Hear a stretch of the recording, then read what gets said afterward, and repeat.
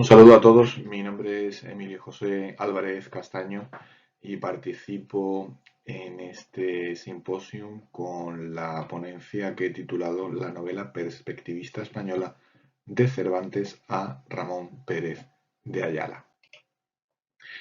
Partimos en esta ponencia desde la afirmación que hace el profesor Jesús Maestro en su obra Crítica de la razón literaria, en la que dice que en el Quijote de Cervantes está el genoma de la literatura universal.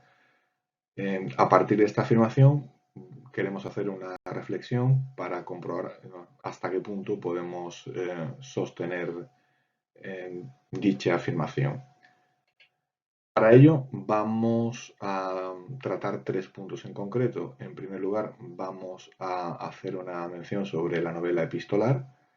Luego vamos a hablar de Cervantes y para concluir lo vamos a hacer sobre Ramón Pérez de Ayala como máximo representante de la novela perspectivista española ya en el siglo XX. En la novela epistolar en español tenemos que destacar dos ejemplos. En primer lugar, Cárcel de Amor de Diego de San Pedro del año 1492 y también destacamos Proceso de Cartas de Amores de Juan de Segura del año 1548. Traemos aquí a colación la novela epistolar porque si consideramos que el narrador es un punto de vista, debemos considerar, por tanto, también la novela epistolar como una muestra del perspectivismo. Si entramos ya en Cervantes, tenemos que distinguir, normalmente los críticos literarios han distinguido entre el perspectivismo interno y el perspectivismo externo de la obra de Cervantes. Por perspectivismo interno se entiende que son los distintos puntos de vista, las distintas visiones que sobre la realidad tienen diferentes personajes. Es decir, Don Quijote ve gigantes, pero hay molinos de viento. Don Quijote ve ejércitos, pero hay un rebaño de ovejas. Don Quijote piensa que lleva el yelmo de membrino, pero lo que tiene sobre su cabeza es la bacía de un barbero. No obstante, para lo que nos interesa dentro de esta presentación, nos vamos a centrar en el perspectivismo externo, es decir, en los narradores. Así, en el Quijote tenemos un primer narrador para los primeros 8 capítulos.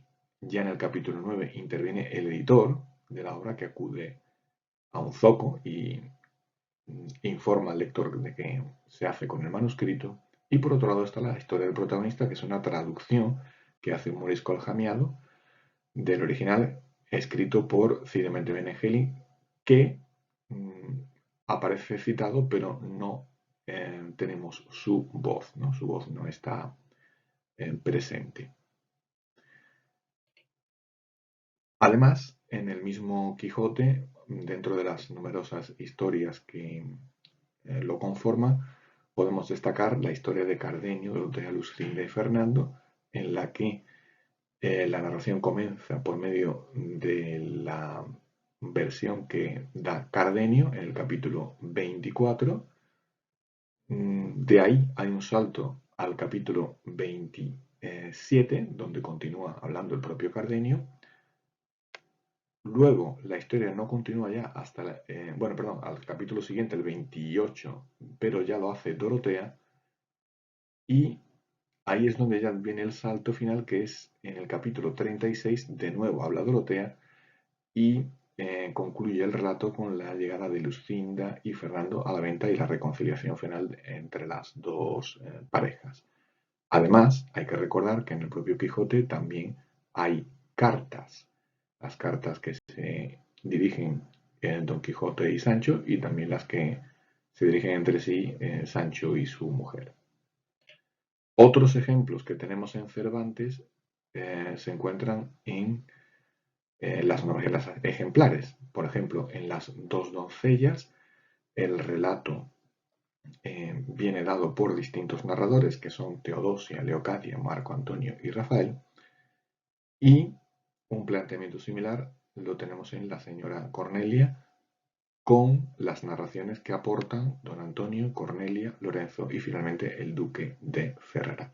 En todo caso, en estos relatos que hemos dicho, lo que se da son diferentes aportaciones por distintos narradores y la unión de todas esas narraciones son las que conforman las distintas piezas de un puzzle que el lector une para tener el relato al completo.